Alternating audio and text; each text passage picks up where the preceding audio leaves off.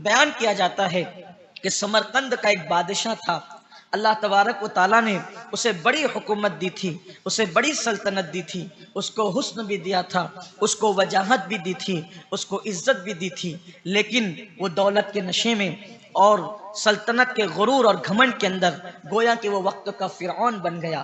نام کو تو وہ کلمہ پڑھتا تھا، نام کو تو وہ مسلمان تھا، نام کو تو وہ مسلمان کہلاتا تھا، لیکن وہ اس نے معاذ اللہ اپنی ہوا کو یعنی اپنے نفسانی خواہشات کو گویا کہ اپنا معبود بنا لیا تھا، اور اس کی طبیعت میں یہ تھا کہ وہ اپنے سپاہیوں کو، اپنے نمائندوں کو، اپنے زمین کے اوپر جو اس کی سلطنت تھی وہ بکھیر کر کے رکھتا، اور اس کا حکم تھا کہ جہاں کہیں کوئی خوبصورت لڑکی نظر آئے اس کو اٹھا کر کے میرے محل میں لاؤ، اور ہر لڑکی کو وہ اپنے محل میں جب تک کہ ہوائے نفسانی پوری کرنی ہوتی، نفسانی خواہشات پوری کرنی ہوتی، وہ اس وقت تک اپنے پاس رکھتا، اور اس کے بعد پھر اٹھا کر کے اس کو زندان میں ڈال دیتا تھا۔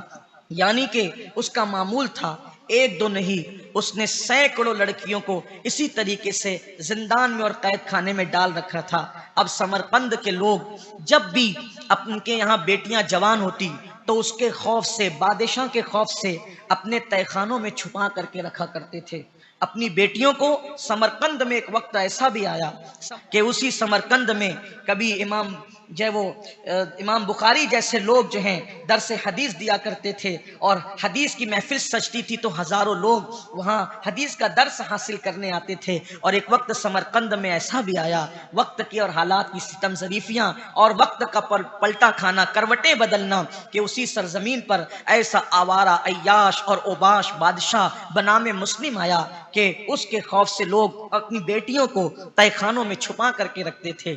لوگ جو چھپا کر رکھتے تھے وہ کامیاب ہوتے تھے، اور پھر بادشاہ کے گزرنے کا وقت آتا تو احتیاط کیا جاتا تھا۔ لیکن ایسا ہوا، اب وہ نفس پرست، اس لیے کہ جس کے اندر گناہ کا جذبہ جڑ پکڑ جائے پھر وہ مذہب کو، مسلک کو، عزت کو، دین کو، دھرم کو پیٹ کے پیچھے پھینک دیتا ہے۔ وہ بھیس بدل کر اس نے گھومنا شروع کیا۔ سمرقند کے بادشاہ نے بھیس بدل کر، فقیروں کی طرح کپڑے پہن کر اس نے گلیوں میں گھومنا شروع کیا، تاکہ لوگ میرے خوف سے کہ بادشاہ کی سواری گزر رہی ہے، بادشاہ کے نمائندے گزر رہے ہیں تو تہہ خانوں میں لڑکیاں چھپا کر کے رکھتے ہیں، جب میں اکیلا بھیس بدل کر کے پھروں گا تو لوگ اپنی لڑکیاں تو نہ چھپا سکیں گے۔ ایک ایسی ہی شام تھی کہ بادشاہ فقیروں کے لباس میں، بادشاہ منگتوں کے لباس میں بھیس بدل کر کے ایک گلی سے گزر رہا تھا، اور ایک لڑکی جو ہے اس وقت اپنے دروازے کی کواڑ کو بند کر رہی تھی، دروازے کی زنجیر کو لگا رہی تھی، اور وہ لڑکی کیا تھی؟ اللہ اکبر! اس کے حسن کے مطابق اگر بیان کرنے کے لیے کسی کا دل چاہے تو وہ رئیس القلم علامہ ارشد القادری رحمۃ اللہ علیہ کے جملوں میں اس کو یوں کہہ سکتا تھا، وہ ایسی مہجبین تھی، ایسا لگتا تھا جیسے آسمان کا چاند زمین پہ اتر آیا ہو۔ اس کے چہرے کی خوبصورتی ایسی تھی جیسے کسی نے چاندی کا گازا اس کے چہرے پہ مل دیا ہو، ایسی حسین و جمیل، یوں لگتا تھا کہ جیسے حسن کی ملکہ ابھی ابھی زمین پر اس نے قدم رنجانی کی ہے۔ ایسی خوبصورت بادشاہ نے جیسے اس لڑکی کو دیکھا پاگل ہو گیا، اس کے دل پر بجلی سی گری، اور اس نے اس گھر کا نشان لگایا، اور گھر کا نشان لگا کر کے اس نے پھر ایک مرتبہ اس لڑکی کو اسی نگاہ سے دیکھا، اور پھر وہ وہاں سے چل دیا۔ جب وہ اپنے محل میں داخل ہوا، اس کا وزیر اور اس کے جو مخصوص چمچے تھے تو ان لوگوں نے جو ہے اس سے کہا، کیا ہوا بادشاہ سلامت، جہاں پناہ عالم پناہ، معاملہ کیا ہے؟ تو کہا، حیرت ہے، ہمارے شہر کے اندر سمرقند میں ایسی مہجبین رہتی ہے، ایسی خوبصورت کہ میں نے کبھی نہیں دیکھی۔ میں نے اس لڑکی کو کیا دیکھا، میرے دل کا عالم زیر و زبر ہو گیا۔ وہ حسن کی ملکہ تو میرے حرم سرائے میں ہونا چاہیے، لیکن وہ کسی کے گھر کے اندر ہے۔ ایک کام کرو، جتنی جلدی ہو سکے مجھے راحت پہنچاؤ، مجھے آرام پہنچاؤ، اور وہ لڑکی کو میرے حرم میں داخل کرنے کی کوشش کرو۔ بات یہ ہوتی ہے جب کسی کے پاس طاقت آ جائے، اقتدار آ جائے، مال آ جائے، تو لوگ یہ نہیں دیکھتے کہ اللہ کی فرما برداری ہے یا اللہ کی نافرمانی ہے، لوگ مخلوق کو خوش کرنے کے لیے خالق کو ناراض کرنے لگتے ہیں۔ آپ نے دیکھا ہوگا بادشاہوں کی چاپلوسیاں ہوتی ہے، سیاستدانوں کی چاپلوسیاں ہوتی ہے، مالداروں کی چاپلوسیاں ہوتی ہے۔ ایک جملہ یاد رکھنا، کسی مرد درویش، کسی مرد قلندر نے جملہ کہا تھا، مخلوق کو خوش کرنے کے لیے خالق کو کبھی ناراض نہ کرنا، اس لیے کہ خالق جس سے ناراض ہوتا ہے مخلوق اس سے کبھی راضی نہیں ہوتی، اس لیے مخلوق کو راضی کرنے والے اور خالق کو ناراض کرنے والے ان کا حال یہ ہے وہ دنیا میں بھی نقصان اٹھاتے ہیں اور آخرت میں بھی نقصان اٹھاتے ہیں۔ جب اس کے وزیر کو پتا چلا کہ بادشاہ کو کوئی لڑکی پسند آ گئی، نشان لگا دیا گیا، تو وزیر نے کہا جہاں پناہ ہم تو آپ کے لیے ایک لڑکی کیا ہے، یہ مہجبین کیا ہے، یہ خوبصورت لڑکی کیا ہے، ہم تو آسمان کے تارے بھی اگر آپ توڑ کر لانے کا حکم دیں تو آپ کے قدموں کی راہ گزر بنا دیں آسمان کے تاروں کو۔ چاپلوسیوں کی اس نے حد کی اور اس نے کہا آپ بتائیں تو صحیح کہ آخر وہ مہجبین ہے کس پردے میں چھپی ہوئی۔ اس نے بتایا فلاں فلاں مقام پر فلاں فلاں علاقے میں نے اس کو گھر کا دروازہ بند کرتے دیکھا ہے، بس اتنا ہی تھا۔ ایسے میں جو ہے وہ بادشاہ کے کارندے اس کے دروازے پر پہنچے، دروازے پہ دستک ہوئی، دروازے پہ دستک ہونی تھی، دروازہ کھلا، ایک بوڑھا آدمی دروازہ کھولتا ہے اور اس کے بعد بادشاہ کے سپاہی کہتے ہیں ابھی اسی وقت آپ کو بادشاہ نے طلب کیا ہے اپنے محل میں اور اپنے دربار میں۔ اس کا پورا وجود کانپا، اس نے کہا ٹھیک ہے تم چلو میں ابھی آیا۔ بادشاہ کا حکم تھا، بادشاہت تھی، بلایا گیا تھا۔ جیسے ہی وہ دروازہ بند کر کے اندر کی طرف آیا، چہرے کا رنگ فک ہو چکا تھا، چہرے کا رنگ اتر چکا تھا۔ خوبصورت سی مہجبین بھتیجی نے اپنے چچا سے پوچھا چچا آپ کا رنگ فک کیوں ہو گیا ہے، آپ کا رنگ کیوں اڑ گیا ہے؟ کہا بیٹی اس وقت بادشاہ نے مجھے اپنے دربار میں طلب کیا ہے۔ اس نے کہا ہائے اللہ یہ کیا ہو گیا؟ بادشاہوں کا طلب کرنا شر سے خالی نہیں ہوتا، لیکن چچا آپ اللہ اس کے رسول پہ بھروسہ کریں، جائیں اللہ خیر کا معاملہ کرے گا، میں آنے تک آپ کا انتظار کروں گی۔ اور بہادر جرأت مند بھتیجی نے دروازے تک اپنے چچا کو پہنچایا اور کہا اپنا خیال کرنا اور آپ جو ہے وہ بہت ہوشمندی کے ساتھ ہر سوال کا جواب دینا، میں آپ کو اللہ کے سپرد کرتی ہوں۔ بوڑھا جیسے ہی محل میں داخل ہوا کیا دیکھا، استقبال کے لیے لوگ قطار لگا کر کے کھڑے تھے۔ عجیب حال تھا، ایک غریب آدمی، ایک گمنام آدمی، اور اس کے لیے اتنا اعزاز، اتنا اکرام، اس طریقے سے خسروانہ انداز۔ اور پھر جیسے ہی وہ بوڑھا اندر داخل ہوا اس کو ایک سونے کے تخت پر بٹھا دیا گیا۔ حیرت میں وہ ڈوبا جا رہا تھا کہ میں گمنام سا انسان ہوں، سمرقند میرا وطن نہیں، میں خراسان کا رہنے والا ہوں، سمرقند میں مجھے کوئی پہچانتا نہیں، بڑھاپے کی وجہ سے کوئی کاروبار کر نہیں سکتا، اس لیے میں غربت اور گمنامی کی زندگی میں جی رہا ہوں، میرے ساتھ یہ انداز کیوں ہو رہا ہے؟ بہرحال حیرت و استجاب میں وہ ڈوبتا ہی جا رہا تھا کہ ایسے میں وزیر کی زبان کو جنبش ہوتی ہے اور وزیر کہتا ہے کہ آپ کا تقدیر کا ستارہ اوج ثریا پر ہے، آپ کے تقدیر کا ستارہ بہت بلند ہے، اور بادشاہ سلامت نے یہ فیصلہ کیا ہے کہ آپ کی بھتیجی کو سمرقند کی ملکہ بنایا جائے۔ آپ کی یہ خوبصورت بھتیجی کسی غریب کے جھوپڑے میں رہنے کی بجائے یہ سمرقند کے بادشاہ کے محل کی زینت بنے گی اور وہ یہاں رہے گی۔ جیسی بوڑھے نے یہ سنا، سننے کے بعد اس کے کلیجے پہ بجلی گری، اس لیے کہ شریف لوگ محل نہیں دیکھا کرتے، بیٹیوں کے لیے شریف رشتے دیکھا کرتے ہیں۔ اس کے کلیجے پہ بجلی کا گرنا تھا، ہونٹ کانپ گئے، آواز رندیا گئی، آواز حلق میں پھنس گئی، اور ہمت کرتے ہوئے اپنے پورے وجود کو سنبھالتے ہوئے اس بوڑھے نے کہا بادشاہ سلامت آپ کے جو انعامات احسانات ہم جیسے غریبوں کے ساتھ ہے، اس بوجھ تلے ہماری گردن ہمیشہ جھکی رہے گی۔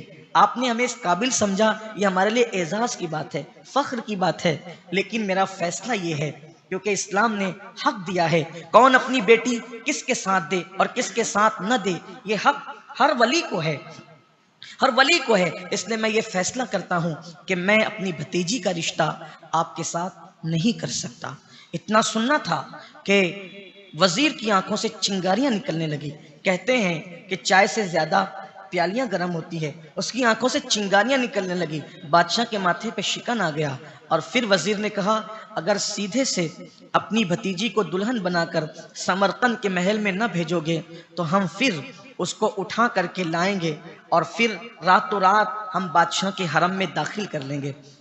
حالات کی نزاکت کو سامنے رکھتے ہوئے بوڑھے نے کہا وزیر میں نے جو کچھ کہا وہ میرے ضمیر کی آواز تھی، لیکن اگر آپ لوگ بضد ہیں تو پھر میں اپنی بھتیجی کو دلہن بنانے کے لیے تیار ہوں اور بادشاہ کے نکاح میں دینے کے لیے تیار ہوں، لیکن اغوا نہ کیا جائے، عزت سے میرے گھر سے میری بھتیجی کی ڈولی اٹھے گی۔ یہ کہہ کر وہ اٹھ کر کے نکل آیا۔ وزیر کا غصہ ٹھنڈا ہو گیا، بادشاہ کے ماتھے کا شکن ختم ہو گیا۔ جیسے ہی گھر آیا، اب حالات ایسے تھے، یوں لگتا تھا جیسے اس بوڑھے کے وجود سے کسی نے مکمل خون نچوڑ لیا ہو۔ بھتیجی نے چچا کے قدموں کی آہٹ سنی اور آہٹ سننے کے بعد فوراً دروازہ کھول دیا۔ چچا کو آتے دیکھا۔ چچا کیا بات تھی؟ انہوں نے پوری داستان کہہ سنائی۔ بھتیجی نے کہا، چچا آپ اگر وعدہ کر چکے ہیں تو میں آپ کی خوشی کے لیے زندہ درگور ہونے کے لیے تیار ہوں۔ ایک بادشاہ سے شادی کی کیا بات ہے؟ اور پھر اس کے بعد اس نے کہا، آپ مدینے کے تاجدار کو یاد کریں، اللہ سے مدد طلب کریں اور میرے لیے فوری طور پر جو مہلت انہوں نے دی ہے اس کے مطابق نکاح اور شادی کا انتظام کریں۔ شادی کی تیاریاں زوروں پہ تھی۔ شادی ہونے کا دن آیا اور پھر اس کے بعد پورا سمرقند سج گیا۔ پالکی میں دلہن کو سوار کر دیا گیا۔ پالکی کیا اٹھ رہی تھی، ایسا لگتا تھا جیسے زندہ بیٹی کا جنازہ اٹھ رہا ہو، اور حالت غیر تھی، لیکن چلتے چلتے اس بچی نے اپنے چچا سے کہا تھا، چچا انتظار کرنا، اس لیے کہ میرا اللہ عدل والا ہے، وہ ہمیں بہت جلدی ملائے گا۔ ظلم کا انجام بہت دن تک کے جب وہ ظلم اپنے انتہا کو پہنچتا ہے اور اس کے بعد پھر وہ ختم ہو جاتا ہے۔ اتنے پرعزم لہجے میں وہ بیٹی اپنے چچا سے بات کر رہی تھی، بالآخر ڈولی وہاں پہنچ گئی۔ ڈولی کا پہنچنا تھا، پھر بادشاہ سرمستیوں میں مصروف ہو گیا، اور پھر حالات یہ تھے، ایسا لگتا تھا کہ جیسے اللہ اکبر، اتنی خوبصورت وہ محجبین تھی۔ شادی کی پہلی رات میں جب حجرہ عروسی کے اندر اس خاتون کو، اس نوخیز لڑکی کو، دوشیزہ کو پیش کیا گیا، بادشاہ نے اپنا قیمتی تاج اتار کے اس کے سر پہ رکھا۔ ایسا لگتا تھا کہ جیسے بادشاہ کے محل میں کوئی چاند اتر آیا ہو، یوں لگتا تھا جیسے لالا کے پھول نے ابھی کسی تالاب کے اندر جو ہے وہ کھلنے کا ارادہ کیا ہو، یا یوں لگتا تھا جیسے چاندنی رات کے اندر اللہ اکبر کوئی گلاب کھلایا ہو۔ یہ کیفیت تھی، ایک عجیب حسن کا معاملہ تھا، ایک عجیب خوبصورتی کا معاملہ تھا۔ بادشاہ نے اس کو دلہن بنا کر کے رکھا، بڑی سرمستیاں کی، بڑے عیش کیے، بڑی عیاشیاں کی۔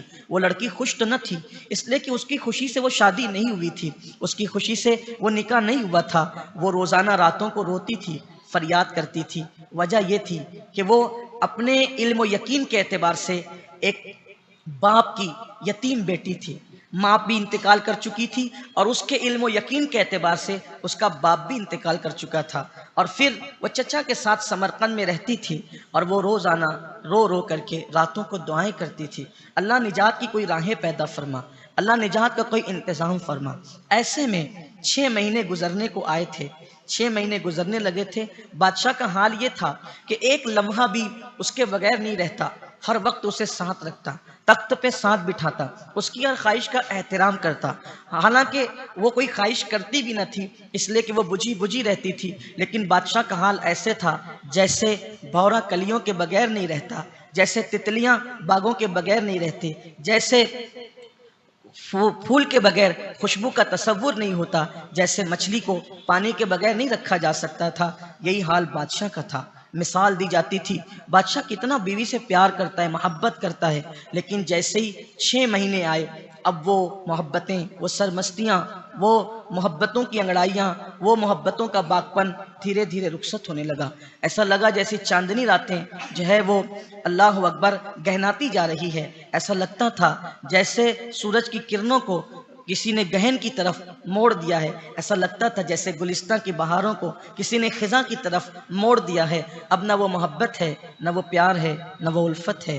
ایک دن بات سامنے آئی، آج بادشاہ کچھ دن کے لیے شکار کے لیے روانہ ہوں گے۔ ایسے میں ایک کنیز آتی ہے، اور آنے کے بعد اس 6 مہینے کی نئی نویلی دلہن کے سامنے ایک بات رکھتی ہے، بی بی جی، میں دیکھتی ہوں کہ آپ راتوں کو عبادت کرتی ہیں، آپ تہجد پڑھتی ہیں، آپ دعائیں مانگتی ہیں، روتے روتے آپ کے آنسو پوچھتے پوچھتے آپ کا آنچل بھیگ جاتا ہے۔ آپ کے تقوی، آپ کی پرہیزگاری اور آپ کی خدا رسیدی کی بنیاد پر پورا محل آپ کا معتقد ہو گیا ہے۔ ایک آپ کے اعتقاد کی بنیاد پر میں محل کا ایک راز سربستہ آپ پر کھولنا چاہتی ہوں۔ میں بادشاہ کی بڑی چہیتی کنیز ہوں اور یہ بات محل میں میرے سوا کسی کو نہیں پتا ہے۔ آپ جانتی ہیں کہ آپ سے پہلے بھی بادشاہ کی بیویاں ہوئی ہے، لیکن ان کا انجام کیا ہوا آپ کو پتا ہے؟ جب بھی بادشاہ کا دل بھر جاتا ہے تو وہ ان کو زندان میں ڈال دیتا ہے۔ ایک تہہ خانہ ہے، زندان ہے، قید خانہ ہے، وہاں پر ان کو ڈال دیا جاتا ہے۔ اس کے بعد کبھی وہ باہر نہیں آتی، پھر اس کے بعد کسی نئی لڑکی کا انتظام ہوتا ہے۔ مگر چونکہ آپ بہت متقی ہے، پرہیزگار ہے، پارسا ہے، میرا دل چاہتا ہے کہ آپ ایک مرتبہ زندان کی سیر کریں، آپ اس قید خانے کی سیر کریں۔ اور چونکہ زندان میں میرا آنا جانا ہے، قید خانے میں میرا آنا جانا ہے، تو وہاں ایک لڑکی ہے جو آپ کی ہم شکل ہے، اور اس نے جب سے سنا ہے کہ آپ آئی ہیں اس محل کے اندر تو وہ آپ کو یاد کرتی ہے، آپ کے لیے روتی ہے، آپ کے لیے آؤں فگاں کرتی ہے۔ پتہ نہیں کیسے اس کو پتا چلا اور اس سے آپ کا رشتہ کیا ہے۔ بی بی آپ زندان کی سیر کرنا پسند کرے گی؟ اس نے کہا اگر میں کسی کے دکھ کا مداوع کر سکوں تو انسان کے دکھوں میں کام آنا اس سے بڑھ کر کیا عبادت ہو سکتی ہے۔ میں بالکل زندان کی سیر کے لیے تیار ہوں۔ اس نے کہا بادشاہ سلامت، عالم پناہ شکار کے لیے جانے والے ہیں، اس کا فائدہ اٹھا کر میں نصف شب کے بعد آپ کو زندان کی سیر کرانے کے لیے لے جاؤں گی۔ اور اس کے بعد اس کی باتوں میں وہ آ گئی، اس کا دل اس طرف کھنچنے لگا، اس کے دل سے کھوک اٹھنے لگی کہ اتنی ساری لڑکیاں، اتنی ساری عورتیں ایک زندان میں بے قصور قید ہیں، تہہ خانے کے اندر بند ہے، ان کے ساتھ یہ ظلم ہے کہ میں ان کو چھڑا سکتی ہوں، میں ان کے لیے کچھ کر سکتی ہوں۔ اس کو یہ زوم تھا، اس کو یہ خیال تھا کہ بادشاہ میری بات نہ کاٹے گا، نہ ٹالے گا، ہو سکتا ہے میں کسی کا مداوع کر سکوں۔ لیکن شاید وہ بیچاری نہیں جانتی تھی ہوس پرست لوگ کسی کے نہیں ہوتے، ہوس پرست لوگ کسی کے ساتھ وفا نہیں کر سکتے۔ وہ محبت کے جال میں تو بہتوں کو پھانستے ہیں، لیکن ان کے پاس اصلاً محبت نہیں ہوتی، پیار نہیں ہوتا۔ بالآخر لوگ جو سیدھے ہوتے ہیں، مومن ہوتے ہیں، ایمان والے ہوتے ہیں، متقی ہوتے ہیں، ان کی طبیعت میں سادگی فطرتاً موجود ہوتی ہے۔ وہ لڑکی، وہ نئی نویلی دلہن زندان کی سیر کے لیے تیار ہو گئی۔ رات کا انتظار ہونے لگا، اس نے تہجد کی نماز ادا کی اور کنیز کا انتظار کرنے لگی۔ کنیز آئی اور چپکے سے ہاتھ میں مشعل لیا اور زندان کی سیر کے لیے روانہ ہو گئی۔ جیسے ہی ٹیڑے ترچے راستوں سے اور اندھیرے راستوں سے زندان کے زینے اندر تہہ خانے کی طرف وہ اترنے لگی، چلتے چلتے ایک مقام آیا۔ کنیز نے کہا بی بی یہاں پر پہرے دار کھڑے ہیں اور وہ مرد ہیں، مجھے ایسا لگتا ہے کہ کسی نامحرم کی نظر آپ کے چہرے پر نہیں پڑنا چاہیے، اگر ان کی نظر پڑ گئی یہ آپ کے تقوی کے خلاف ہوگا۔ آپ نقاب ڈال لیں اور آپ میرے کندھے پہ ہاتھ رکھیں اور پھر میرے ساتھ چلیں۔ میں آپ کو زندان کے اندر پہنچانے کے بعد اور جب وہ گزر جائیں گے سپاہی، تو میں چونکہ آتی جاتی ہوں، کنیز ہوں، میرے لیے پردے کا کوئی معاملہ نہیں ہے، لیکن آپ ملکہ ہیں اس پوری سلطنت کی اور حکومت کی، اور بڑی متقیہ اور پرہیزگار بھی ہیں آپ، اس لیے آپ کو ایسا کرنا چاہیے۔ اس نے کہا بہت اچھا۔ اس نے چہرے پر نقاب کیا ڈالا، آنکھوں پر بھی گویا کہ پردہ ڈال دیا۔ کنیز کے کندھے پہ ہاتھ رکھ کر اس کے سہارے سے وہ چلنے لگی۔ خدا معلوم وہ کہاں جا رہے تھے، کسے پتا تھا کہ وہ کس طرف سفر کر رہے تھے۔ بالآخر ایک دستک ہوئی اور اس کے بعد دروازہ کھلنے کی آواز آئی، اور پھر اس کے بعد اس نے زندان کے اندر قدم رکھا۔ قدم رکھنے کے بعد کہا بی بی اپنے چہرے سے نقاب ہٹا دے۔ اس نے چہرے سے نقاب ہٹایا، اندھیرا تھا، تاریکی تھی، مشعل جل رہی تھی، دور دور ایک ایک کمرے تھے اور ایک لمبا سلسلہ تہ در تہ بنا ہوا تھا۔ ایسے عالم کے اندر جیسی وہ اندر کی طرف داخل ہوئی، اندر کی طرف داخل ہونے کے بعد وہاں پر عورتیں بیٹھی ہوئی تھی، مغموم سوگواری کے عالم میں، رو رہی تھی، بلبلا رہی تھی، سسکیاں لے رہی تھی، کچھ اپنے انداز میں تھی، کیونکہ وہ قید خانہ تھا۔ اللہ کسی کو قید خانہ نہ دکھائے، اللہ کسی کو زندان نہ دکھائے۔ جیسے اس نے قدم رکھا، ایک ادھیڑ عمر کی عورت اٹھ کر کے کھڑی ہوئی، اس کے ساتھ دوسری عورتیں بھی جو بہت ساری اس زندان کے اندر موجود تھی، وہ سب کے سب اٹھ کر کے کھڑی ہوئی، اور کھڑی ہونے کے بعد انہوں نے کہا آپ کو محل میں آئے ہوئے کیا 6 مہینے ہو گئے؟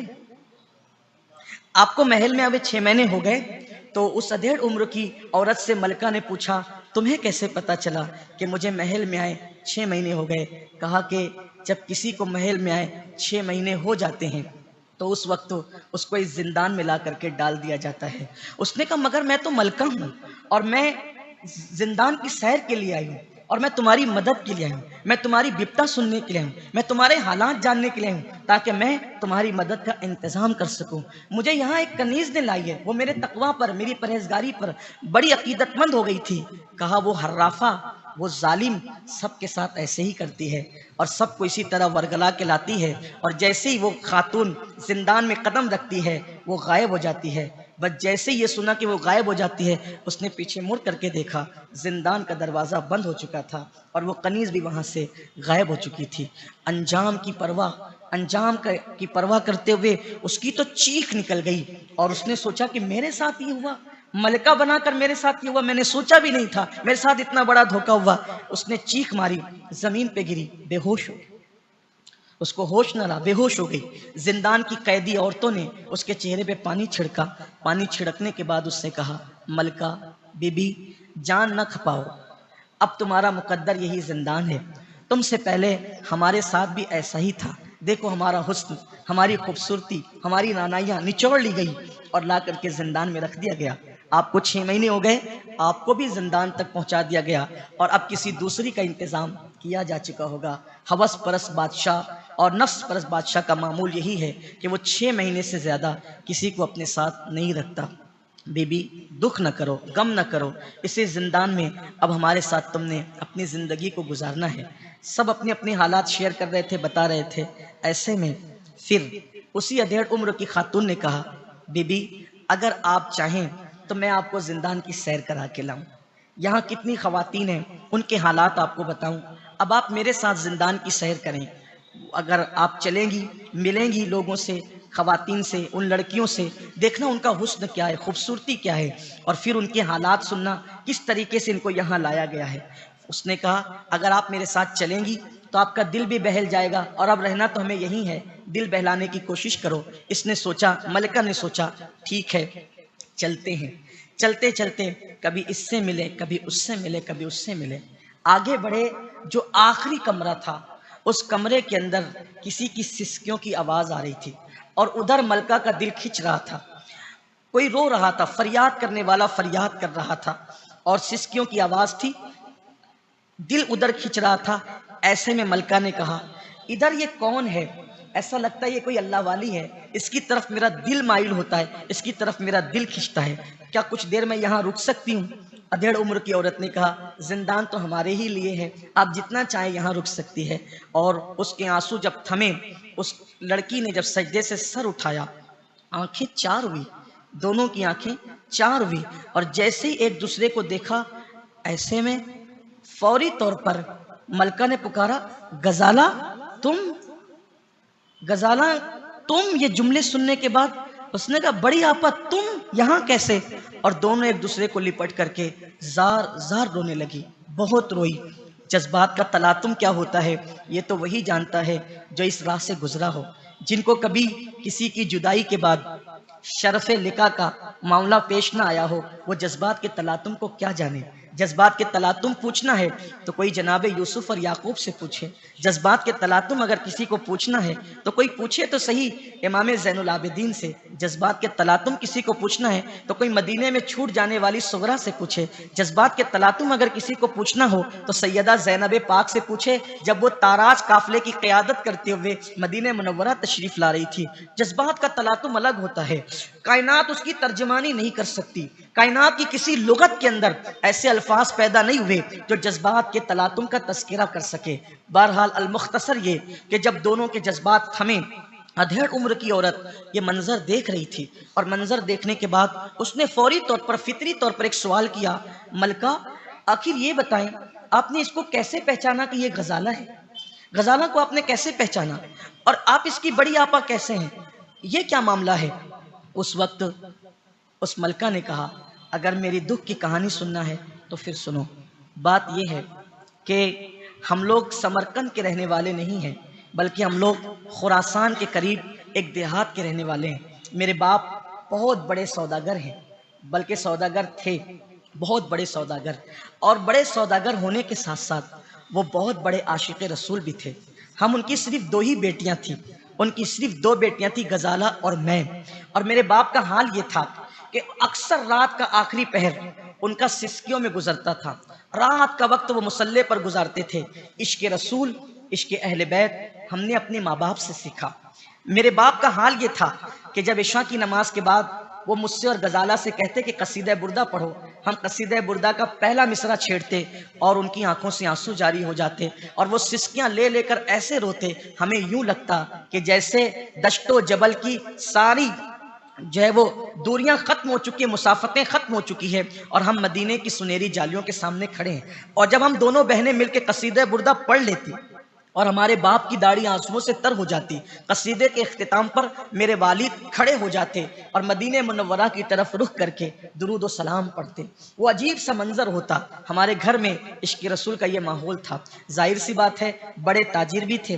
ماں کے حوالے سے تو ہم دونوں بہنیں بچپن ہی میں یتیم ہو گئے تھے, لیکن باپ کی شفقتیں, باپ کا پیار, باپ کی تربیتیں, باپ نے عشق رسول اور عشق اہل بیت میں ہمیں ایسا رنگ دیا تھا کہ اب ہماری طبیعت بھی باپ کی طرح ڈھل گئی تھی. ایسے میں میرے والد کا ایک خواب تھا کہ اللہ نے مال و دولت دیا ہے, میں خراسان سے سفر کر کے حج کے لیے روانہ ہو جاؤں گا. حج کے بعد روضہ رسول کی حاضری کے لیے جاؤں گا اور دل کی تمنا, دل کی کلیاں جو مرجھائے ہوئی ہے وہ کھل جائے گی. میرے والد کے حج کو جانے کا اعلان جیسی لوگوں کو پتہ چلا, معتقدین, متوسلین, ماننے والوں کا تانتا بن گیا اور لوگ جانے کے لیے تیار ہو گئے.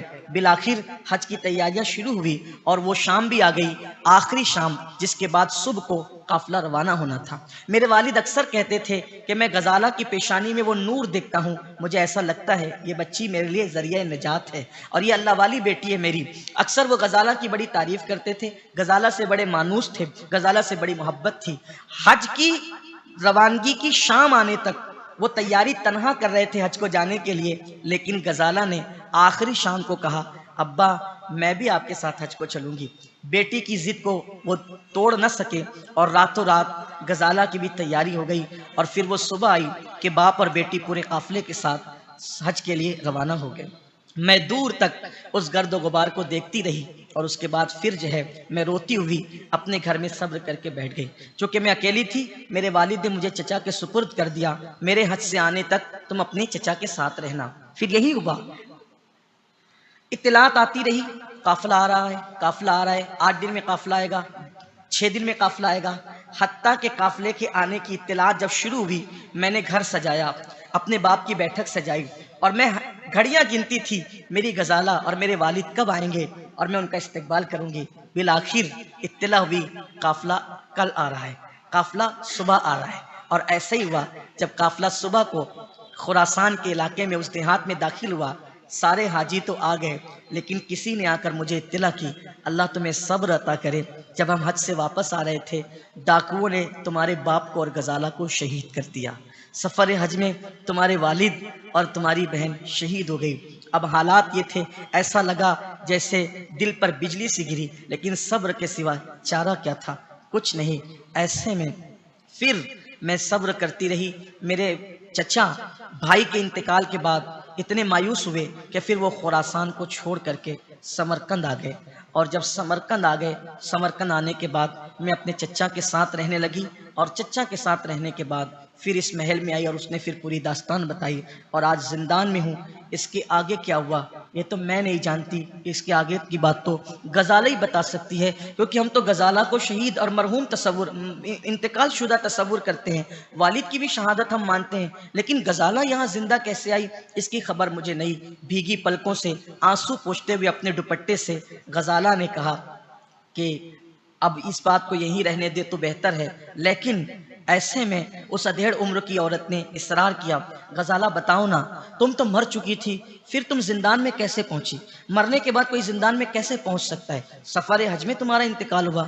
غزالہ نے بتایا ہم سفر حج کر کے واپس آ رہے تھے, ایسے میں ہمارا قافلہ جنگلوں سے گزرتا ہوا, گھنے جنگلات سے گزرتا ہوا نکلا. جنگل کا سلسلہ اتنا دراز تھا کہ 3 دن تک مسلسل ڈاکوؤں کے خوف سے قافلہ چلتا رہا.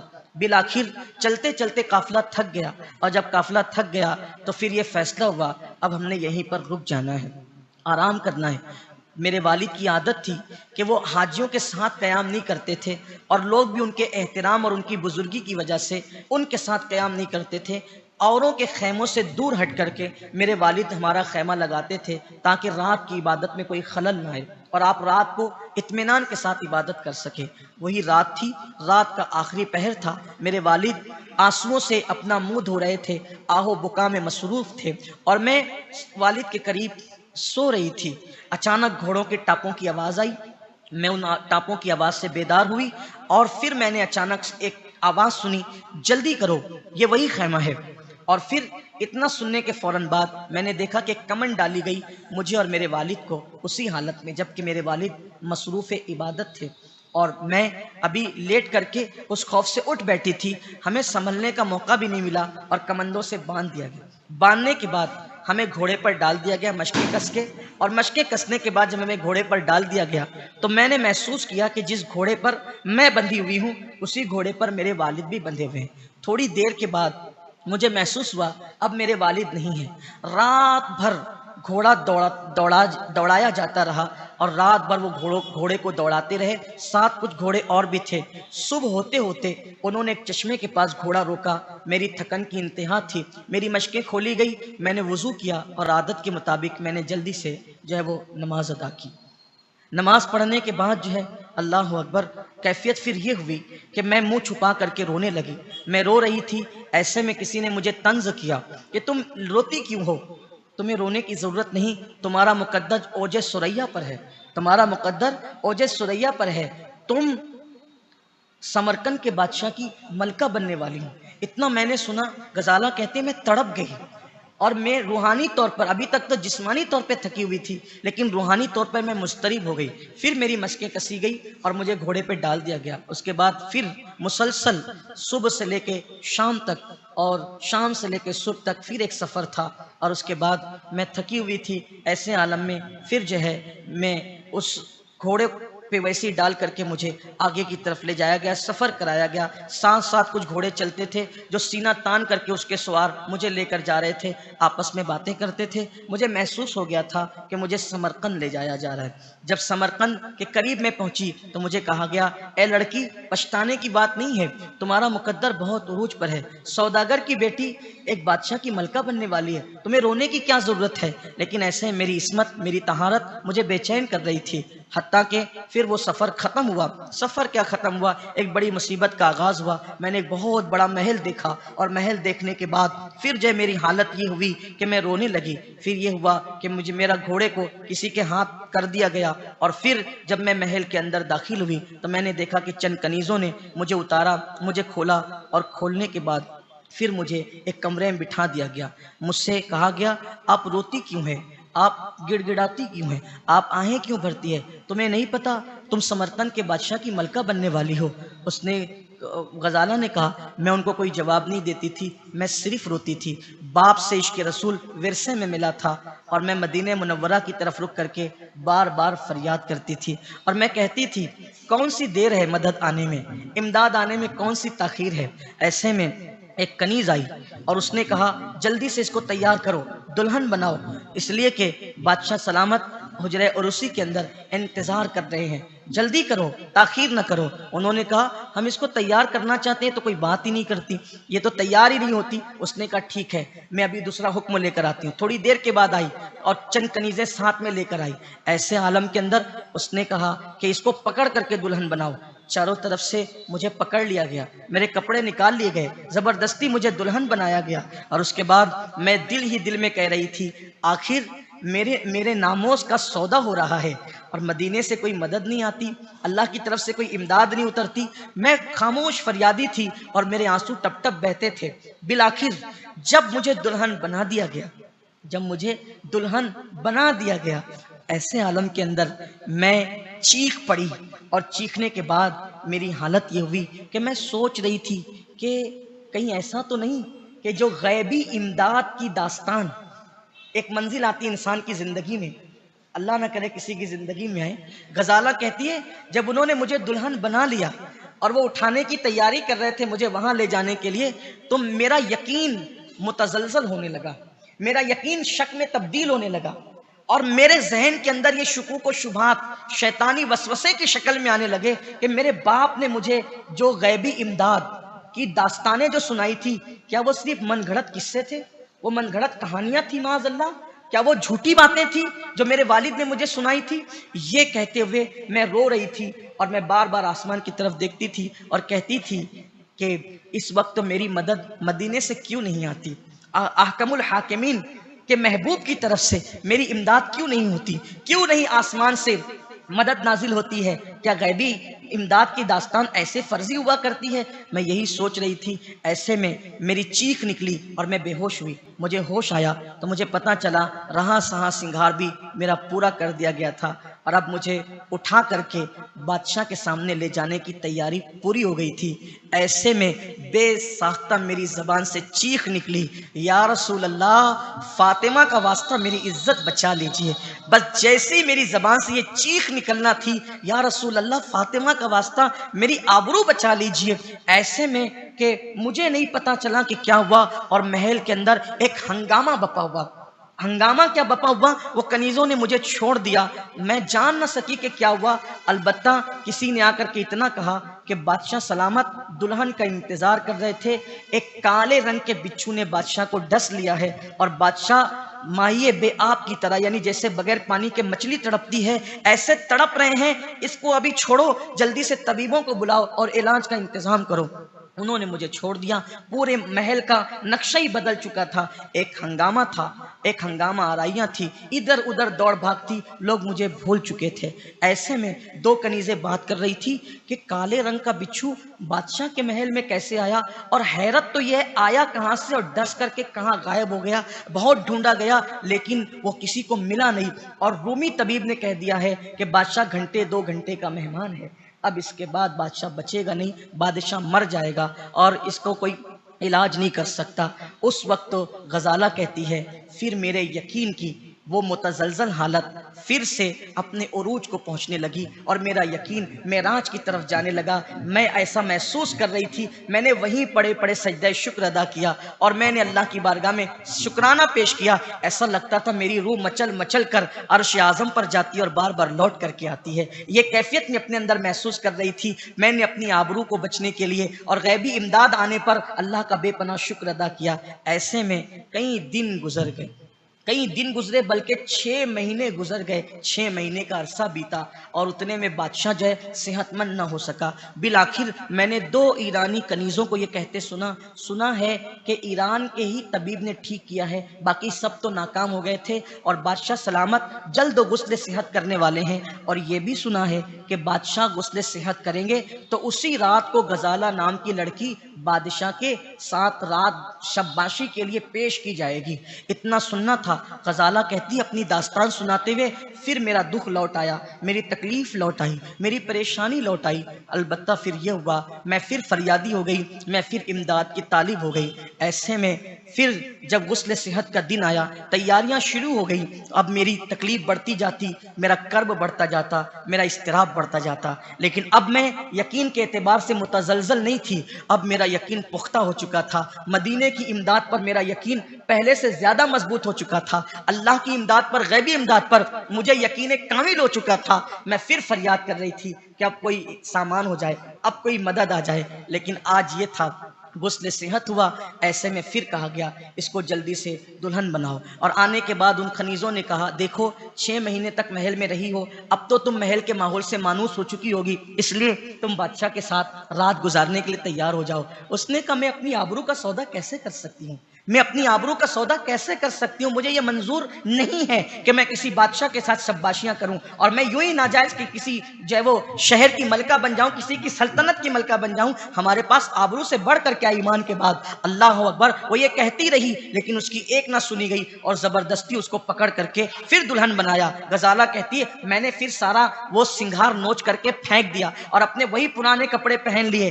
پھر وہ اس کی ایک کنیز آئی بادشاہ کی اور کہا یہ اگر ایسے چلنے کے لیے تیار نہیں ہے تو اس کو اسی حالت میں بغیر سنگھار کے، یہ ہے اتنی خوبصورت، اسی حالت میں لے کر کے بادشاہ کے हुजरे में दाखिल हो जाओ। और बादशाह बस अनकरीब अपने हुजरे में आएंगे, उठा करके उसको हुजरे में रख दिया गया। और जैसे वो हुजरे में पहुंची, एक कनीज आकर कहती है, बादशाह चौखट से गुजर रहे, अनकरीब हुजरे में आने वाले, खड़ी हो जाओ, इंतजार करो। वो कहती है, मैंने मदीने के सुल्तान को कहा, या रसूल अल्लाह, अब आपकी दुहाई है, अगर आप आबरू न बचाएंगे तो कौन बचाएगा, आप इज्जत न बचाएंगे तो कौन बचाएगा। इधर मैं दुहाई दे रही थी, लेकिन बचने की कोई उम्मीद अब नजर ना आती थी, लेकिन यकीन था। जैसे कहा गया, अब तोप की सलामी हो रही है, मुबारकबादियां कबूल की जा रही है, बस अब भी और थोड़ी ही देर के अंदर वो हुजरे में दाखिल होने वाले हैं। अब मेरा यकीन फिर मुतजलजल होने वाला था। ऐसे में इससे पहले कि मेरा यकीन मुतजलजल होता, कोई आने वाला नहीं आया। धड़ाम की आवाज आई और फिर सारी कनीजें बाहर को भागी। किसी ने अंदर आकर बताया, बादशाह अंदर की तरफ आ रहे थे, जीने से पैर फिसला और वो गिरे और बेहोश हो गए हैं। और उसके बाद फिर जो है वो मैं अल्लाह का शुक्र अदा करने लगी। फिर मुझे नहीं पता कि मुझे किस वक्त इस जिंदान के अंदर लाकर डाल दिया गया। फिर मैं अभी जिंदान में आ गई और इस कैद खाने में मैं बरसों से इस पर रो तो रही हूँ कि मैं जिंदान में हूँ, लेकिन खुश हूँ कि मेरे अल्लाह ने मेरी मदद की, मेरे नबी ने मेरी मदद की और बिल आखिर मेरी इज्जत और आबरू महफूज हुई। और मेरे अंदर ये यकीन पैदा हुआ कि अगर इंसान मुसीबत में साबित कदम रहे, अगर इंसान जो है वो तकलीफों में साबित कदम रहे, तो अल्लाह की मदद जरूर आती है, मदीने से नुसरत जरूर आती है। और आज भी अब मैं हर दिन इस बात का इंतजार कर रही हूँ, फरियाद करती हूँ रातों को, या रसूल अल्लाह, जिंदान में कैदी बन करके पड़ी हुई हूँ, मदद फरमाएं। और मैं अपने आप को सुनहरी जालियों के पास महसूस करती हूँ। और फिर वो सब रोने लगी और गजाला के साथ उसकी बड़ी बहन जो मलका थी, उसको भी कमरे में बुला लिया गया। दोनों बहनें एक साथ रहने लगी।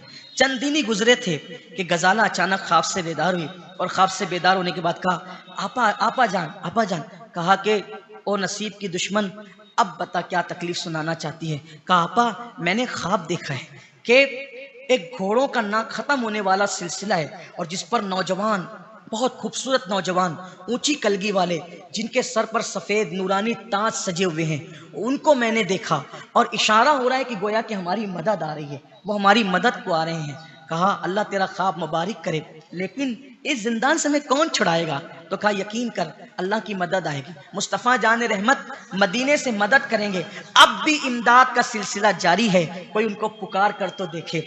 बस जिंदान के अंदर गोया के एक माहौल था और फिर इंतजार हो रहा था कि मदद आएगी। ऐसे में जिंदान में जो 2 टाइम का खाना मिलता था वो 1 टाइम हो गया। कनीज से पूछने पे पता ये चला है कि सल्तनत पर हमला होने वाला है, समरकंद पर, इसलिए गल्ला महफूज किया जा रहा है और 2 टाइम का खाना 1 टाइम कर दिया गया है। जब हमले का खतरा खत्म हो जाएगा, वापस जिंदान में आपको 2 टाइम का खाना दिया जाएगा। यहाँ खाने का दुख नहीं था, खुशी इस बात की थी कि आने वाली ये फौज जो है वो लूट मार वाली फौज नहीं है, बल्कि अल्लाह की मदद है। चंद दिन के बाद एक सुबह ऐसा हुआ कि जिंदान की दीवारें दहलने लगी और जोर जोर से घोड़ों के हिनहिनाने की आवाज आने लगी। एक कनीज चीखती चिल्लाती आई कि शहर पर हमला हो गया है और बहुत बड़ी फौज ने हमला कर दिया है। और उसके बाद जैसे ही गजाला ने सुना, गजाला एक आशिक रसूल, एक बहादुर पढ़ी लिखी वो लड़की थी, उसने कहा, आपा वो लोग आ गए। जिंदान के कैदियों से कहा, अब तुम कैद नहीं रहोगी। वो आ गए जिनके लिए दुआएं की जा रही थी, रात रात भर सजदे किए जा रहे थे, मिज़गा पर जिनको की आमद के लिए आंसुओं के सौगात सजाई जा रही थी, वो आ गए हैं। ये लूट मार वाले लोग नहीं है। ऐसे में गजाला निकली, अब कोई पहरेदार न था, हड़बोंग मची हुई थी। गजाला ने एक दुपट्टा कमर में बांधा, एक सर पे डाला और जिंदान से मुश्किल से निकलते हुए वो महल में गई। महल में क्या देखा, कोई किसी को रोकने टोकने वाला नहीं। वही जो कनीजें चम्मचगिरी करती थी वो सहमी खड़ी हुई थी। और हाल ये था कि सिपाही हवास बागता थे, फसील से जो है वो दाखिल हो चुके थे वो फौजी। दरवाजा टूटने वाला था, खुलने वाला था। ऐसे में उसने कहा, जरा मैं वो अपने ख्वाब की ताबीर भी तो देखूं, वो सफेद ताज वाले, सफेद कलगी वाले लोग कौन हैं, और वो वही लोग हैं। उसने जैसी बुर्ज से झांक करके देखा तो कहा कि अरे ये वही तो लोग हैं जिनको मैंने ख्वाब में देखा था और ये मदद और नुसरत के लिए बशारत दी गई थी। उसके बाद गजाला जो है वो इंतजार में खड़ी हो गई। ऐसे में दरवाजा टूटा और दरवाजा तोड़ने के बाद जब वो बड़ी फौज अंदर को दाखिल हो गई, अंदर को दाखिल हुई, एक गरजदार आवाज आई, खबरदार, महल की किसी चीज को हाथ न लगाया जाए, औरतों को न छुआ जाए, कनीजों को हाथ न लगाया जाए। किसी भी चीज को, सिर्फ सिपाहियों को पकड़ो और उस जालिम और जाबिर बादशाह को पकड़ो जिसने हवस परस्ती की बुनियाद पर इतना खराबा किया और नुकसान किया। गजाला को लगा अरे ये आवाज तो मेरी जानी पहचानी आवाज है।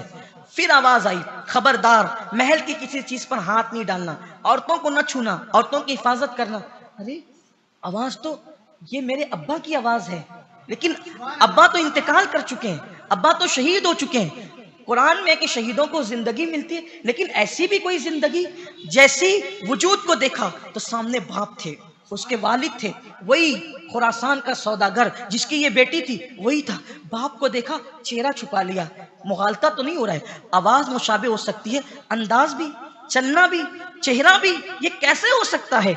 ऐसे में उसको फौरन ख्याल आया, जब मेरी माँ का इंतकाल हो रहा था, बड़ी आप और हम दोनों बच्चियां थी, माँ ने इंतकाल के वक्त अपनी याकूत की, चूंकि सौदागर थे, याकूत की अंगूठी उतारकर निशानी के तौर पे अपने शौहर की कानी उंगली में पहना दिया था। तो अब्बा हमेशा उसको कानी उंगली में पहने रहे थे और वो याकूत की अंगूठी थी। तो ये अब्बा ही हैं, वो अंगूठी तो देख लूं, क्योंकि अब्बा तो हमारे इल्म और यकीन में इंतकाल कर चुके हैं, शहीद हो चुके हैं, डाकू ने कत्ल कर चुके हैं। तो जैसे ही वो इंतजार कर रही थी कि वो अंगूठी देखे, वो गरजते हुए गया और जब वापस पलट कर आया वो अंगूठी चमकी। चमकने के बाद गजाला ने आवाज लगाई, अब्बा। जैसी आवाज लगाई उसने, सौदागर ने पलट करके बेटी लिपटा करके दोनों एक दूसरे से रोते रहे और उसके बाद कहा कि अब्बा आप यहाँ कैसे, आप तो शहीद हो चुके थे। कहा बेटी मैं शहीद नहीं हुआ था, इंतकाल नहीं हुआ था, मुझे मेरे नबी की मदद ने बचाया। लेकिन ये दास्तान बहुत तवील दास्तान है बेटी, ये दास्तान बताने का वक्त नहीं। इस वक्त मेरी दो जिम्मेदारियां बड़ी है, एक तो ये कि तुम्हारी बड़ी बहन को तलाश कर लूं, और दूसरा उस जालिम बादशाह को मैं जब तक कैफरे किरदार तक न पहुंचाऊंगा उस वक्त तक मैं चैन से नहीं बैठ सकता। मुझ पर खाना पानी हराम है, मैं कुछ नहीं खाऊंगा, कुछ नहीं पीऊंगा जब तक उस जालिम बादशाह को कैफरे किरदार तक न पहुंचाऊं। तुम तो मिल गई हो बेटी गजाला, तुम्हारी बड़ी बहन को भी ढूंढना है। गजाला ने कहा अब्बा वो जिंदान में है, और भी सारी कैदी औरतें हैं, तुम जिंदान का रास्ता जानती हो? हाँ मैं जानती हूँ, लेकिन सही से नहीं जानती हूँ, किसी कनीज को साथ लेती हूँ। कनीज को साथ लिया, जिंदान में गई और चिल्लाने लगी, आपा आपा, अब्बा आ गए, अब्बा इंतकाल शुदा नहीं है, वो जिंदा है। मलका हंसने लगी, ये इसका बचपना अभी तक नहीं गया। जैसे जिंदान का दरवाजा खुला, उसकी बहन ने अपने बाप को देखा, लिपट करके रोने लगी। वो जज्बात का फिर वही तलातुम था, अब्बा आप तो इंतकाल कर चुके थे, आप यहाँ कैसे? अब बेटी ये दास्तान बड़ी तवील है, अभी इसको रहने दो। उसके बाद सबको जिंदान से बाहर किया और कहा आज के बाद तुम सब आजाद हो, तुम पर जो जुल्म किया गया था, जालिम तागूत जो है इस वक्त कैफरे किरदार को पहुंचने को है, वो कैदी बनाया जा चुका है, उसके हाथों में हथकड़ियां हैं, उसके पैरों में बेड़ियां हैं, जाओ तुम सब आजाद हो। और फिर कहा सब गुलाम आजाद हैं, सब कनीजें आजाद हैं, सिवाय उन कनीजों के जो बादशाह की चमचागिरी और दलाली करती थी। और उसके बाद फिर बादशाह को पकड़ लिया गया। आज सब खुश थे कि वो सारे जिंदान की कैदियां आजाद हो चुकी थी, माहौल आजाद था। समरकंद के लोग जो डरे और सहमे हुए थे, जब अल्लाह अकबर दूसरी सुबह नमूदार हुई तो उस वक्त बादशाह को हथकड़ियां पहनाकर और उसके पैरों में बेड़ियां डालकर, उसके गले में तौक डाल करके उसको ला करके खड़ा किया गया और सबको कहा गया। फिर उस सौदागर ने ऐलान किया, लोगों हाजरीन सुनो, देखो जुल्म का अंजाम क्या है, नफ्स परस्ती का अंजाम क्या है, औरत परस्ती का अंजाम क्या है, हुस्न परस्ती का अंजाम क्या है, अल्लाह के साथ बगावत करने का अंजाम क्या है, दौलत की वजह से गरूर करने का अंजाम क्या है। देख लो अपने तागूत को। और अब तुम पर इसने जुल्म किया, तुम्हारी बेटियों के साथ इसने बलात्कारियां की, तुम्हारी बेटियों की आबरूएं लूटी, बगैर निकाह के इतने लोगों को अपने हरम में रखा और उनको जिंदान में डाला, उन्हें कैदी बनाया। हुस्न परस्ती के लिए इसने लोगों की इज्जत की, आबरू की परवाह नहीं की। आज तुम इसके मुंह पे थूकना चाहो तो थूको, ताकि लोग इसकी जिल्लत देखें। सब ने बेकआवाज करके कहा, ए अल्लाह के बंदे, ए मर्द दरवेश, अल्लाह ने तुझे इसके लिए सजा बनाकर भेजा, इतना ही काफी है, तुम खुद इसके लिए सजा मुकर्रर करो। उसने कहा, सौदागर ने कहा, मैं गोशा नशीन दरवेश हूँ, मेरा काम जंगो जिदाल नहीं, लेकिन अल्लाह ने इस काम के लिए मुझे मुंतखब किया।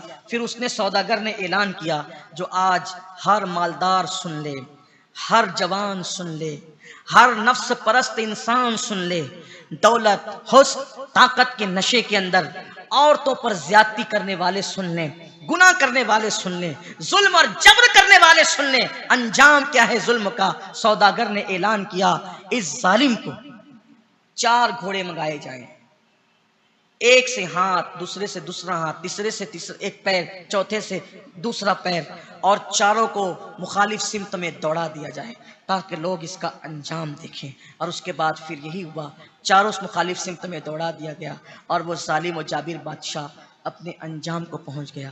اپنے انجام کو پہنچنے کے بعد اب غلغلہ تھا کہ آج سے سوداگر، خراسان کا سوداگر اس ملک کا بادشاہ ہے۔ سوداگر نے کہا نہیں، میں بادشاہ نہیں ہوں، بادشاہ کوئی اور ہوگا۔ اس نے عشاء کی نماز پڑھی، وظائف سے فارغ ہوا۔ غزالہ نے کہا بابا آپ کو بتانا ہوگا آپ زندہ کیسے ہیں، آپ تو شہید ہو چکے تھے اور میرا وقت ختم ہو رہا ہے، اگر آپ اجازت دیں تو میں اس سوداگر کی داستان کو مکمل کر کے آج بیان مکمل کر لوں۔ غزالہ نے کہا بابا آپ بتائیں، سب سننا چاہتے ہیں، ٹائم ختم ہو رہا ہے لیکن سن لیں گے، کیونکہ پچھلے ہفتے بھی آ نہیں سکا تھا مالیگاؤں میں رہ کر علالت کی وجہ سے، اور پھر شاید اب سفر کی وجہ سے دیر سے ملاقات ہوگی، بات مکمل کر۔ غزالہ نے کہا بابا بتانا ہوگا، آپ شہید ہو چکے، انتقال کر چکے تھے، پھر آپ یہاں کیسے؟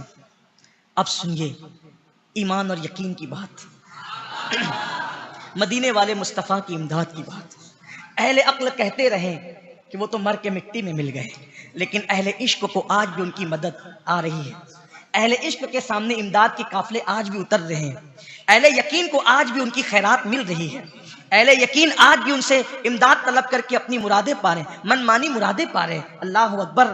پھر غزالہ کا باپ سوداگر خراسان کا کہتا ہے بیٹی غزالہ جب ہمیں قیدی بنا لیا گیا اور پتہ نہیں وہ تمہیں کہاں لے کر کے گئے، اس سے تو میں ناواقف تھا، میں سمجھا میری غزالہ شہید ہو گئی، لیکن انہوں نے پھر مجھے لے گئے اور ایک بہت بڑے پہاڑ پر لے جانے کے بعد مجھے وہاں سے انہوں نے کھائی میں پھینک دیا۔ جب انہوں نے مجھے کھائی میں لڑکا دیا تو جیسے انہوں نے مجھے کھائی کی طرف کر کے دھکا دیا، میں نے کہا یا رسول اللہ حضور میری مدد فرمائیں، اس وقت آپ کی امداد کے سوا کسی کی امداد نہیں آ سکتی ہے۔ میرے امام کہتے ہیں واللہ وہ سن لیں گے فریاد کو پہنچیں گے، واللہ وہ سن لیں گے فریاد کو پہنچیں گے، اتنا تو ہو کوئی کہ آہ کرے دل سے فریاد امتی جو کرے حال زار میں، ممکن نہیں کہ خیر بشر کو خبر نہ ہو۔ میں نے کہا یا رسول اللہ میری مدد فرمائیں، اور یہ کہہ کر میں نے انہی کے سہارے آنکھیں بند کر لی۔ اتنی گہری کھائی تھی کہ میں جو ہے کھائی میں گرتا رہا، لڑکتا رہا، اور کھائی تو اتنی گہری تھی کہ میرے جسم کو پاش پاش ہو جانا چاہیے، مگر گرتے گرتے میں نے ان کا نام لیا، ایسا لگا جیسے کسی نے مجھے اپنے دامن میں تھام لیا، تمہارا نام۔ خدا کا لطف ہوا ہوگا دستگیر ضرور، جو گرتے گرتے تیرا نام لے لیا ہوگا، ایسا لگا جیسے کسی نے مجھے دامن میں تھام لیا، اور پھر ایسا یوں لگا جیسے کسی نے مجھے غار کے دہانے پر رکھ دیا۔ میں نے آنکھ کھولی، مجھے کوئی چوٹ نہیں تھی، میں غار کے دہانے پر تھا۔ میں جیسے غار کے دہانے پہ پہنچا، صبح پھوٹ رہی تھی، میں پانی نہیں تھا، میں نے تیمم کیا، تیمم کر کے نماز پڑھی، اور اس کے بعد پھر میں باہر اجالا ہونے کے بعد نکلا تو میں نے دیکھا کوئی نیچے سے اوپر جانے کی سبیل نہ تھی۔ میں گھومتا رہا، راستہ ڈھونڈتا رہا، اور صبح سے شام تک راستہ ڈھونڈتے ہوئے کوئی راستہ نہ تھا۔ پھر میں واپس غار میں آ گیا۔ میں نے غار میں رہ کر ایسی تنہائی میں عبادت کی کہ زندگی میں عبادت کا وہ مزہ نہیں آیا جو اس غار کے اندر آیا۔ 1 دن 2 دن 3 دن 1 مہینہ پورا اس غار میں گزرا، ہر رات بس ایک ہی فریاد تھی، اے خاص اے خاصان رسول وقت دعا ہے۔ یہ کیفیت ہوتی ہے، اور یاد رکھنا جب دل سے پکارو تو ہی مدد آتی ہے، نکلنے کی کوئی امید نہ تھی۔ یہ 1 مہینہ گزر چکا تھا اسی غار میں، نہ پانی ہے نہ کھانا ہے، لیکن امداد اللہ اس کے رسول کی ہے۔ ایسے میں غزالہ کے والد کہتے ہیں خراسان کے وہ سوداگر بیٹی ایک دن میں نے دیکھا کہ کچھ لوگ پہاڑ سے کمندے ڈال کے نیچے اتر رہے ہیں، کمند ڈال کر نیچے اتر رہے ہیں۔ میں نے انہیں سلام کیا، وہ مجھے آنکھ پھاڑ پھاڑ کے دیکھنے لگے، وہ مجھے آدم زاد نہیں سمجھتے تھے، وہ ڈر رہے تھے۔ جب وہ مجھ سے مانوس ہوئے میں نے کہا تم یہاں کیوں آئے ہو؟ تو کہا کہ ہمیں پتہ چلا ہے کہ یہاں کے غار کے قریب میں ایسا تریاق موجود ہے کہ اگر منہ میں رکھ لیا جائے تو خطرناک سے خطرناک زہر ہلاہل بھی انسان کو نقصان نہیں پہنچا سکتا، اسی تریاق کی تلاش میں ہم یہاں آئے ہیں، اور ہمیں وہ مل گیا، پہچان کی انہوں نے، جلدی جلدی نکالا، اور پھر جب وہ مجھ سے مانوس ہو گئے، میں نے اپنی داستان ان کو بتائی، پوری داستان حج کی اور وہ پوری داستان، تو انہوں نے کہا ہم اوپر جائیں گے، تمہیں بھی لے کر کے جائیں گے۔ بالآخر وہ اوپر گئے اور پھر مجھے بھی کمنڈ کے ذریعے سے انہوں نے اوپر کھینچ لیا۔ میں اوپر گیا، بڑی خاطر و مدارت کی، اور پھر مجھے وہ بستی میں لے گئے۔ میں بستی میں کیا پہنچا، مجھے اطلاع ملی ایک قافلہ مدینہ منورہ جا رہا ہے۔ میں نے سوچا میرا کچھ رہا تو نہیں، سب تو لٹ گیا ہے، اب میں وہاں نہ جاؤں تو کہاں جاؤں۔ میں اس حجاز کی طرف جانے والے قافلے کے ساتھ مدینہ منورہ چلا گیا۔ مدینہ طیبہ پہنچا اور سنہری جالیوں کے سامنے جب جیسے ہی پہنچتا، سلام پیش کرتا، غزالہ کی یاد آتی، میری غزالہ، اور پھوٹ پھوٹ کے رونے لگتا۔ کئی دن تک کے یہی حالات گزرے تھے، کئی دن تک۔ ایک رات مدینہ منورہ میں سو رہا تھا، مقدر بیدار ہوا، میرے آقا میرے خواب میں تشریف لائے، بس میری زبان پر غزالہ غزالہ اور غزالہ ہی تھی۔ حضور خواب میں تشریف لائے، آقا نے فرمایا جاؤ ترک میں، جاؤ ترکی میں، جاؤ ترکی کا بادشاہ قسطنطنیہ کے اندر تمہارا انتظار کر رہا ہے، مدینے سے نکلو اور فوراً وہاں جاؤ۔ ترکی کا بادشاہ قسطنطنیہ کے اندر آپ کا انتظار کر رہا ہے، جلدی سے مدینے سے وہاں جاؤ۔ میرا خواب سے بیدار ہوا، میرے اندر ایک طاقت تھی، قوت تھی۔ آخر مجھ گمنام سوداگر کا انتظار ترکی کا بادشاہ قسطنطنیہ میں کیوں کرے گا، میں سوچ رہا تھا، لیکن میرا یقین کہہ رہا تھا مدینے والے مصطفیٰ نے کہا ہے نا جانا ہے، مدینے کے تاجدار آقا نے کہا ہے جانا ہے، بس کیوں انتظار کر رہا ہے، وہاں جا کے پتا چلے گا۔ میں گھوڑا دوڑاتا رہا، اور جیسے میں قسطنطنیہ پہنچا تو میری ملاقات جو ہے وہ وہاں کے ایک سپاہی سے ہوئی۔ اس نے کہا جلدی جاؤ دارالخلافہ میں پہنچو، وہاں کا بادشاہ تمہارا انتظار کر رہا ہے۔ میں گھوڑا دوڑاتے ہوئے جیسی دارالخلافہ میں پہنچا تو کہہ رہا تھا ارے سوداگر تو کہاں تھا، میں تیرا انتظار کر رہا تھا۔ آپ میرا انتظار کر رہے تھے؟ کہا کہ مجھے تو حضور نے بتایا تو پتا چلا کہ آپ انتظار کر رہے ہیں، میں آ گیا، لیکن آپ انتظار کیوں کر رہے تھے؟ کہا آپ کو بتایا نا کہ قسطنطنیہ جانا ہے، اور مجھے خواب میں آ کر کے کہا کہ سوداگر کی بیٹی، میرے عاشق کی بیٹی غزالہ گم ہو گئی ہے، اور وہ سمرقند کے ظالم اور جابر بادشاہ کے تہہ خانے کے اندر قیدی ہے، فریاد ہو رہی ہے وہاں سے، اس لیے تم اس کے لیے لشکر فراہم کرو اور وہاں چڑھائی کرو، اور اس ظالم اور جابر بادشاہ کا وقت آ گیا اس کو ختم کرنے کا، اور وہاں اس کو فوج دو تاکہ وہ اس کو ختم کر کے اپنی بیٹی کو آزاد کرائے۔ جیسے ہی میں وہاں پہنچا کہ یہ لشکر لے کر کے جاؤ، اللہ کے رسول نے حکم دیا ہے، اور ساتھ ہی یہ بھی حکم دیا ہے غزالہ کو چھڑانا ہے، ظالم کو ختم کرنا ہے، اس طغیان کو ختم کرنا ہے، طاغوت کو ختم کرنا ہے، اور ان لشکر میں جانے والوں سے کہہ دو جو لشکر میں جائے گا وہ فتح اور کامرانی کے ساتھ واپس لوٹے گا۔ تو کہا یہ حضور علیہ السلام نے حکم دیا تھا، اور پھر حضور نے یہ بھی فرمایا جب فتح مل جائے گی اس ظالم کو قتل کر دینا اور اس کی جگہ کسی نیک دل انسان کو بادشاہ بنا کر رخصت ہو جانا۔ تو حضور کے حکم پر یہ سب کچھ ہوا۔ اب ہم جیت گئے۔ بیٹی میں یہاں کا بادشاہ نہیں رہنے والا، میں تو سوداگر ہوں۔ کسی نیک دل آدمی کو بادشاہت کے تخت پہ بٹھایا اور سوداگر اپنی بیٹیوں کو لے کر کے روانہ ہو گیا۔ یہ ہے تاریخ کا وہ واقعہ جس کو ہم نے آج زندان کے سیر کے نام سے بیان کیا۔ ہمارے لیے عبرت ہے، اگر حضور کا کوئی کلمہ پڑھ کے بھی زنا، ظلم اور زیادتی کرے، حضور اس کے خلاف فوجیں تیار کرواتے ہیں۔